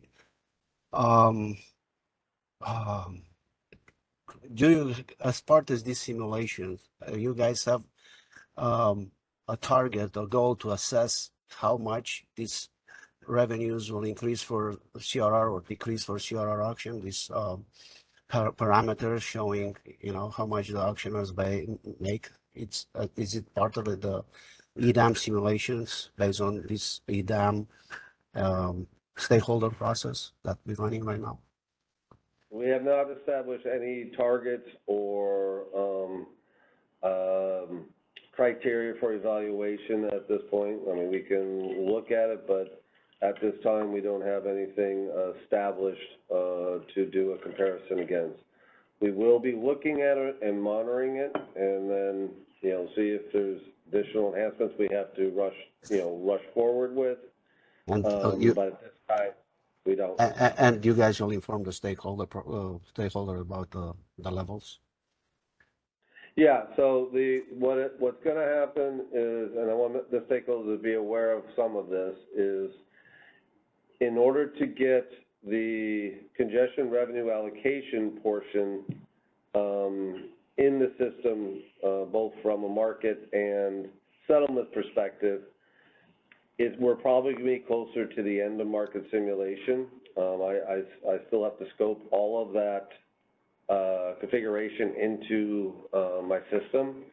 But once I have all of that in, I can give you a better accurate assessment of whether the costs are and what the overall shift is going to be of the cost. But until that happens, I can only pull some information from a CRR perspective and not necessarily do that ode adjustment. That ode adjustment is going to be an element we need to take into deep consideration on this. Sounds good. Thank you. Mm-hmm. Next in the queue, we have a hand raised by Chun-Yu Luo. Hi, can you hear me okay? Hi, Chun-Yu. Yes, I can. Hi, James. Yeah, can you go back to 2 slides? I just have one point to clarify. Here? Here's good. So I think I just follow the gentleman before Daniel.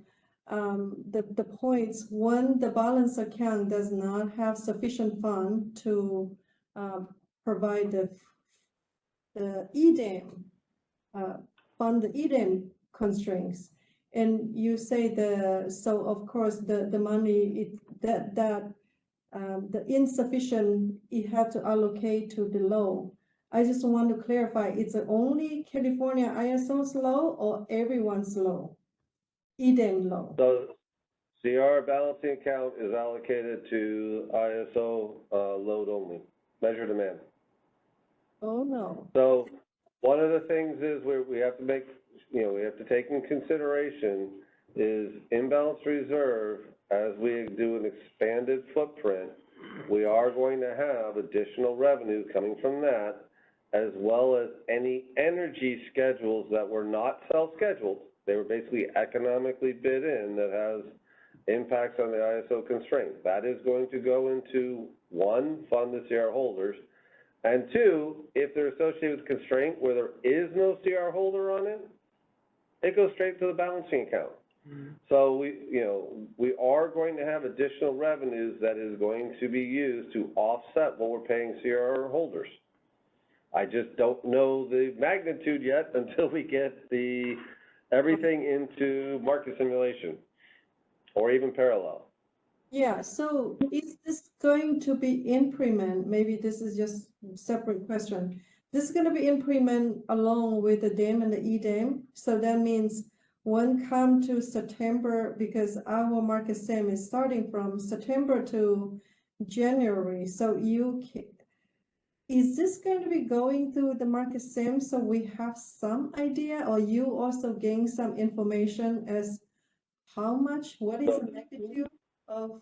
So the CRR changes, we believe will make it for, they won't make the beginning of market sim, I don't think, but at least make middle of market sim. The Congestion Revenue Allocation Initiative, which is mainly a settlement configuration change, that is probably going to make near the end of market sim. I'm going to push to get it earlier, but I don't want to commit to, it won't make beginning of market sim. I need to make sure I have the code that I'm currently working on done first, and then I'll work on getting that done. All right, and this one actually is a part of the EDAM revenue or congestion revenue allocation. This fall. Correct. Okay. All right, thank you. We have something to worry about. Thanks. Something to think about. Worry, I wouldn't worry about.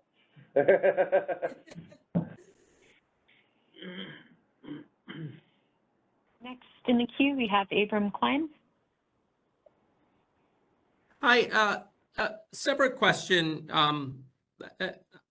James, I see how you guys have treated the, at least in the interim period, the asymmetrical treatment, by fully funding CRRs that flow on the external BAAs.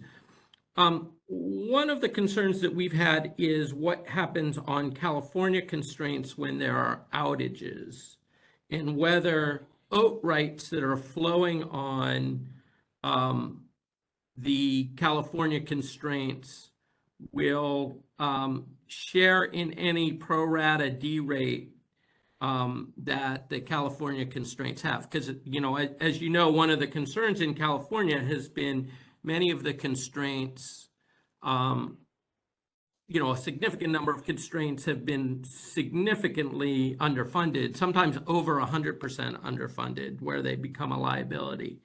I think we showed about 90 of those constraints in 2024. Okay. What is the, how will OAT rights be treated relative to allocated CRRs or CRRs in general when there's a D rate on California transmission constraints due to an outage? So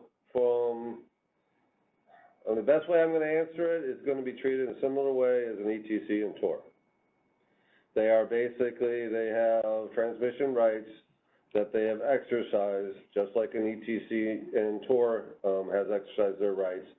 And we will, from a settlement perspective, and I believe from a market perspective, they have a higher scheduling priority than a normal self-schedule or economic bids. So they will be treated similarly. They will, Yeah, from a settlement perspective, we'll treat them as if they are an ETC tour, almost.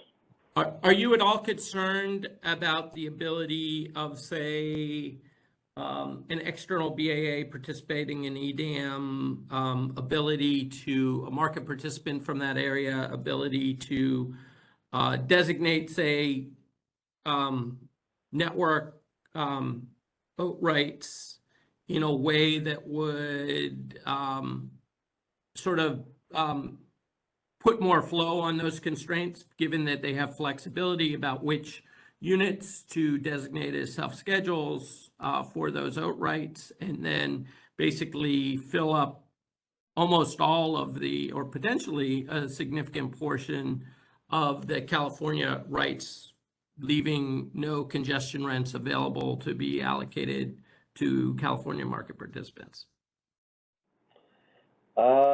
I'm not necessarily worried about it. They have to have the transmission to serve the NITs or even point to point. So that becomes BAA's transmission or TSP transmission element. And just like the ISO, who basically does our own transmission, that'll be an input into the market and then into the settlement system. And so I think if they try to overdo it, they're gonna, since their constraints have a higher impact on them, they're actually gonna hurt themselves more than they would an ISO constraint. So that's my personal opinion. I don't have any empirical data to say one way or the other. But even if I look at WEIM, I don't believe is a significant enough change that they would do that. So I understand your concern. Okay, Yeah, thank you. definitely, if the source and the sink of the transaction, Adam, is within the same BAA, the impact of that transaction on ISO transmission is very small. If the source and sink are on different BAAs, like, you know, going from Pacifico Beach to Portland General, for example, that will have some impact. Okay. So it really depends on the transaction. Okay. And there is also something else that we were talking earlier about the ETC and TOR. So yes, the oath rights treatment is very similar to ETC TORs in this respect. However, we do get TRTC instructions from the PTO for ETC TOR. So if there is a serious derate that affects the rights, the changed entitlement is shown in the TRTC instructions, but these are more for the day-ahead market. I don't think the CRR system can model those on a long period of time, like a monthly CRR, but the market does reflect those. I don't believe there is a similar mechanism, at least today, for oath rights and how they're going to be registered in the master file.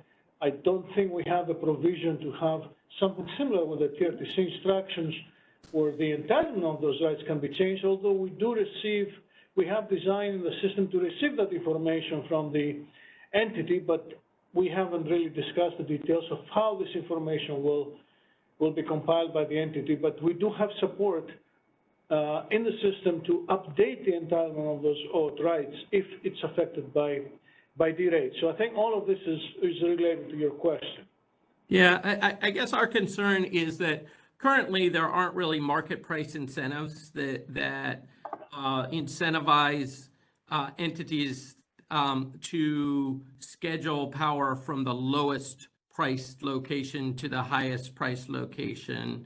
And those incentives with respect to network service will exist once EDAM is implemented.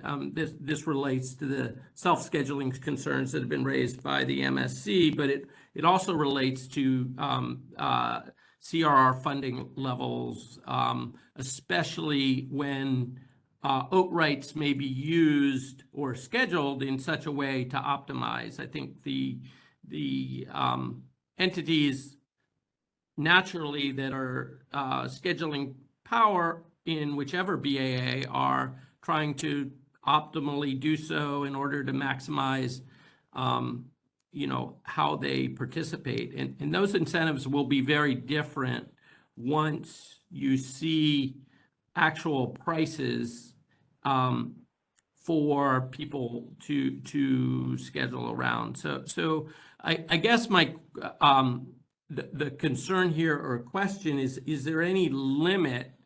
You know, you've created this mechanism to access the balancing account for, you know, to fully fund CRRs that are flowing on EDAM constraints external to California. Is there any, you know, can you think about putting in some limitation on how much OAT rights can use up of California constraints that will, you know, under the 1B mechanism, basically, you know, potentially erode all of the congestion hedge there, or even over erode it, where you actually get, you know, opposite flow between IFM and the CRR model, as Guillermo described in you know, the CRR enhancements working group. You know, some limitation on the impact on California constraints might be appropriate here. We really haven't done that because we don't have the information or even the time to actually deliberate what would be that limit. That would probably require a study to find out what's the actual impact. And for the study, we need to know the OAT rights, and they're not even registered yet. But what I wanted to say on this is that the rights, even if they're registered in the master file, and let's say in the worst case scenario, they constitute an infeasible set. Let's say that if you try to exercise these rights, you may not even be able to exercise them because they will violate transmission constraints somewhere in the system, in an EDAM BAA or in the ISO. The financial right that is conveyed to those rights is not for what is registered in the master file for sourcing and megawatts. It's really for what clears in the market for the balanced portion of it. So the market itself will make sure that you have a feasible set of schedules, including everything, TOR, CTCs, OAT rights, and even economic schedules that clear economically, or just regular self-schedules.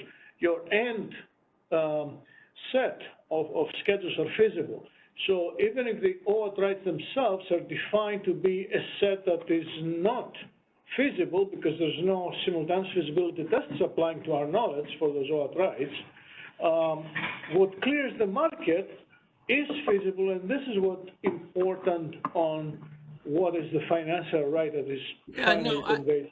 I agree with you on that, George. What is cleared the market will be feasible because, you know, if you have more OAT rights than is feasible, you'll redispatch California resources in order to ensure that the overall system is feasible. But the end result of that is that there is potentially an opposite flow between the IFM flows and the CRR flows, which turns your congestion hedge into, you know, potentially a liability, and that could be exacerbated with this EDAM process. So, you know, I don't know what the right number is in terms of judgment, but I would say that any constraint that is over 50% funded should probably, or 30% underfunded should probably flow into that balancing account and just sort of put some sort of cap, or some sort of cap that relates to the physical limit of the amount of the D rate. I mean, the idea behind track 1B originally was that it would be cost causation based, in the idea that it would be related to the actual D rates on the lines. So you could actually look and see, you know, all right, if the D rate on the line is 30% or 50%, then I'm not going to derate, you know, the CRRs on those lines by more than 30% or 50%. It's sort of a principled way to do that, So you put some sort of cap or restriction that's somewhat cost causation based that limits how much you're, you have the potential for the implementation of EDAM in this interim period to cause problems for the CRR market or the hedges that people have. But I think part of what I hear, Abram, is that this is something that should be considered from a CRR settlement or CR1B overall, not just limited to EDAM BA, because you are experiencing that currently today.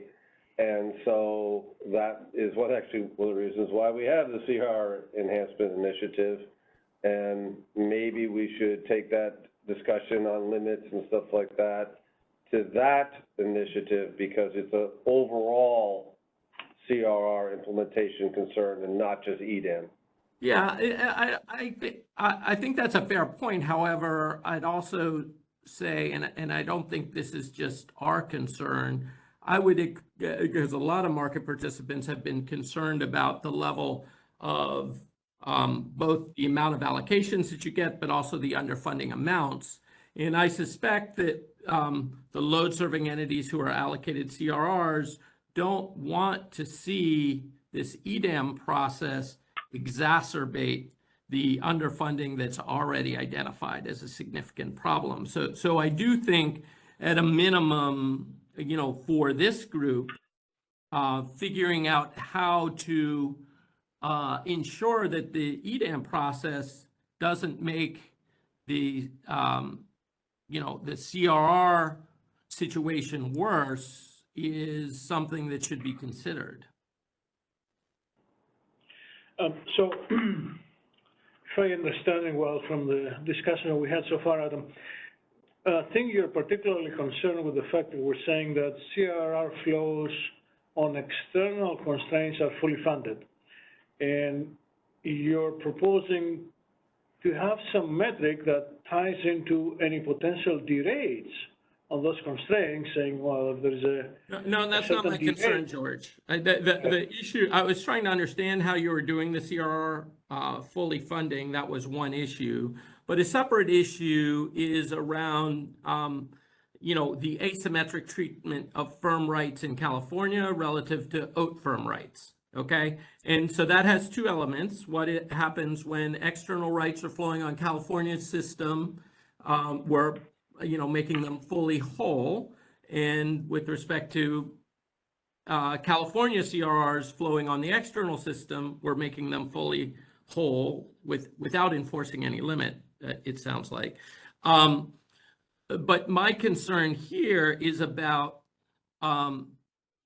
what happens when there are derates within California's system, and whether those derates are allocated evenly across all the relevant firm rights so that they're treated equally, as opposed to essentially having California firm rights on a derated line in California subsidizing the external OAT rights. And so just ensuring that there is we're not having this EDAM process make the funding of CRRs even worse.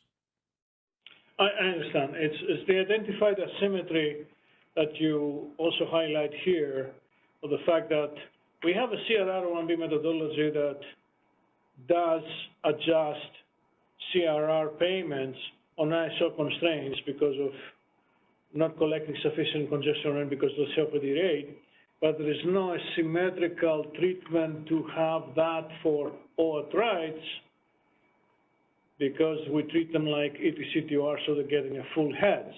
Correct. That's getting into what we were talking about, that in the future, whether or not we have CRRs or some type of entitlement rights in the EDAM balancing authority area in order to facilitate that. Right, so this asymmetry is a characteristic of this transient temporary process that we have in place. and we intend to address it in the future. Right now, the Pacificorp tariff filing regarding the suballocation to their OAT rights is very explicit on receiving a full hedge. So from the ISO perspective, we could not suggest something different that will validate that tariff filing. That's fair, and I understand that, but what you potentially can do is, as you've done with fully funding CRRs flowing on external constraints, you could ensure that if those OAT rights are taking up more than their share or what's expected of California constraints, that is handled through the balancing account rather than the Track 1B process, because you could easily have a situation where these derates on constraints result in underfunding amounts which are greater than 100%. And I don't believe that California ever thought that was going to happen or that would be an exception, but you know, and it certainly wasn't in the FERC filing that justified Track 1B. And, you know, it's been identified in the CR enhancements process as a significant problem. And I think it's universally regarded by a lot of market participants as a significant problem. There sounds like there is a way to put some limitation on the impact of these OAT rights on California constraints that uses the balancing account rather than the Track 1B mechanism.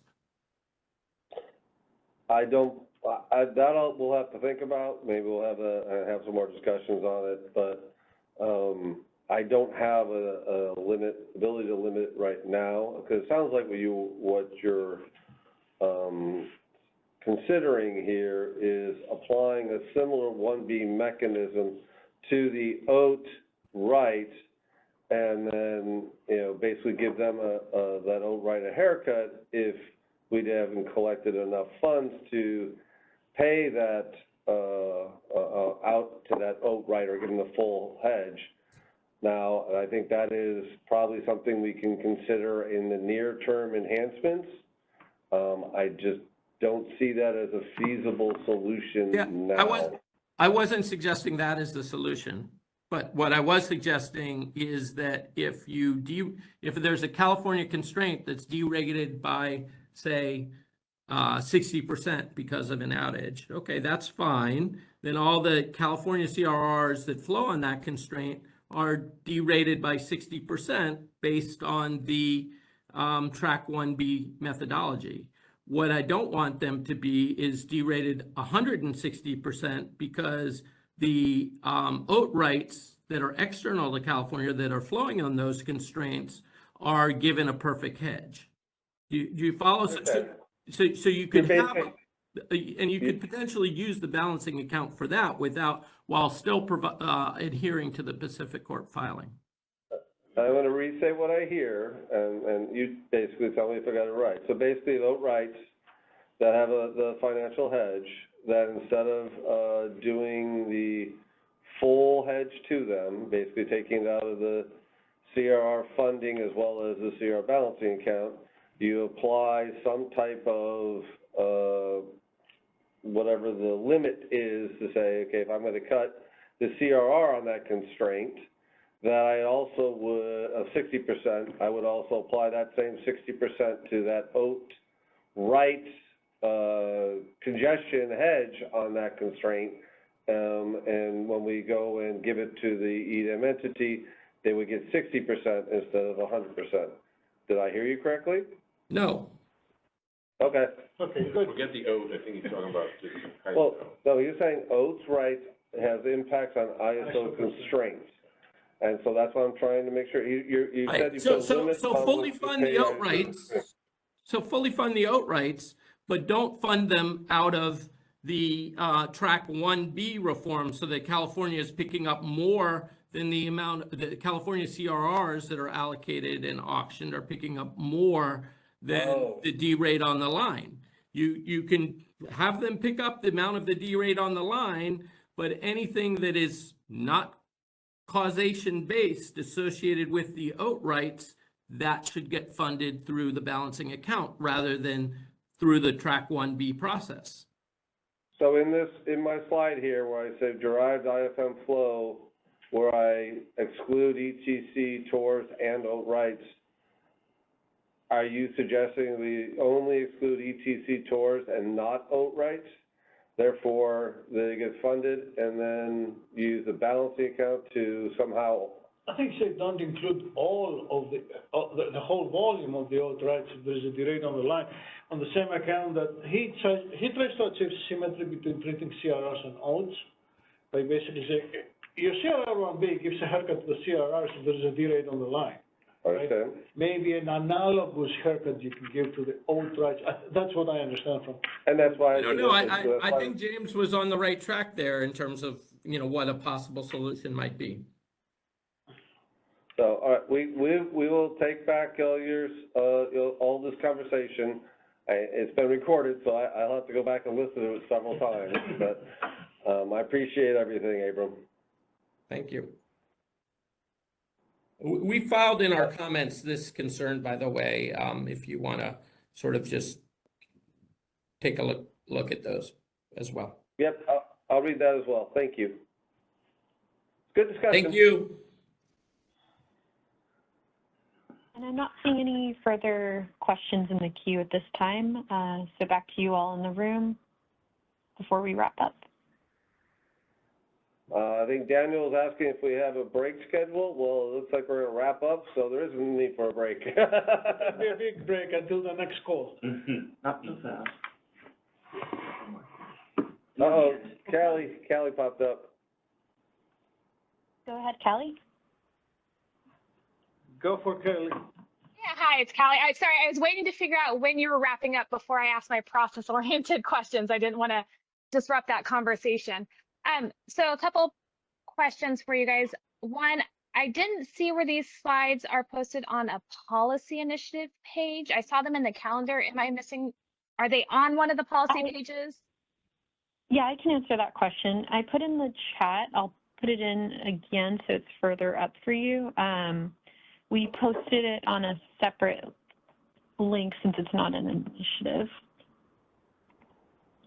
Okay, just because, I appreciate it. Yeah, and just a suggestion, just because it is so related to the EDAM congestion revenue allocation effort, as well as the CRR enhancements effort, I think it might be useful to also post it on both of those. Which leads me to my other question is, or I guess suggestion is, with the CRR enhancements effort, I think it would be extremely useful to bring this conversation in there as well, because talking about how we're making changes to the CRR model to reflect parallel flows for CRR purposes is a topic that is being discussed there as well. So I want to make sure that those conversations are aligned and that conversation is fully informed by this one as well. So if there's any way, I know James, you know, I think George, you're following that effort. Both of you guys are. So if we can bring that conversation there, that would be, I think, extremely beneficial as well. Yeah, sure. Yeah, Callie. Thank you, Callie. Yeah, and are you guys accepting comments on this? One thing that I'll add here, I appreciate the feedback there, and one thing that you will see going forward, part of the reason that we decided to move the meeting that we originally scheduled for this Monday in the enhancements initiative is with the understanding that a lot of the same people, stakeholders, would be interested in both of these conversations. So we have not found a new date yet for our next meeting of the CRR enhancements initiative, but when we do reconvene there, take your point that there's a lot of overlap here. So to the extent, definitely there's a conversation here today, informs everyone's thinking about what we want to be achieving in that initiative, we will definitely incorporate that. Yes, that would be great. Thank you. And if there's any opportunity for formal comments submitted on this conversation, if you guys, I don't know if that's, if you put that in the chat as well and I missed that. Yeah, I mean, we were not thinking of a formal comment unless just because it was going to feed into the next CRR, as Hillary noted, into the next CRR enhancements discussion, we thought that as part of that, this could be raised in your comments in the next session. And I Okay, believe Chung makes sense. Yu has her hand re-raised, so when we get back, when we finish this discussion, let's go back to her.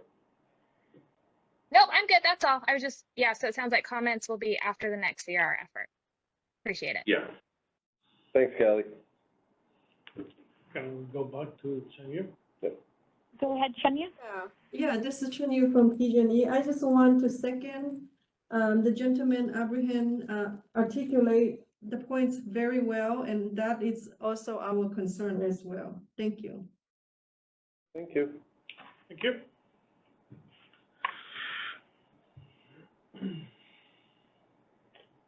Don't see any other hands coming up, so I think we can wrap up. Yeah. Any final thoughts from you in the room before I wrap this up today? No, just again, to extend our appreciation for stakeholders for joining this discussion. As we said at the next, this is intended to help inform further CRR enhancements discussions as well, and problem statement development sessions.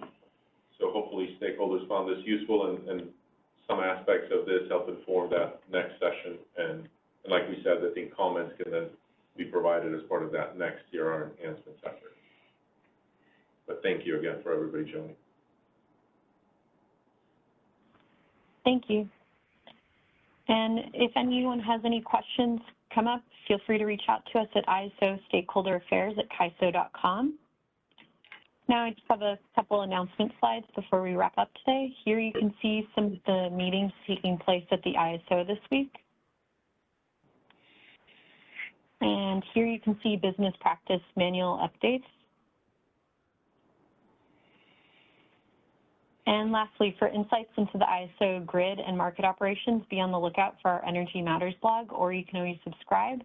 Here you can see some of our latest blog posts, including one regarding strengthening reliability through year-round gas-electric coordination. So with that, we'd like to thank you so much for joining today's discussion. As a reminder, this meeting was recorded for informational and convenience purposes only. All meeting materials are available online. The video file will be posted on our YouTube channel, as well as the link that I provided in the chat. Thank you, and we hope you have a wonderful rest of your day. All right, that concludes our conference. You may now disconnect.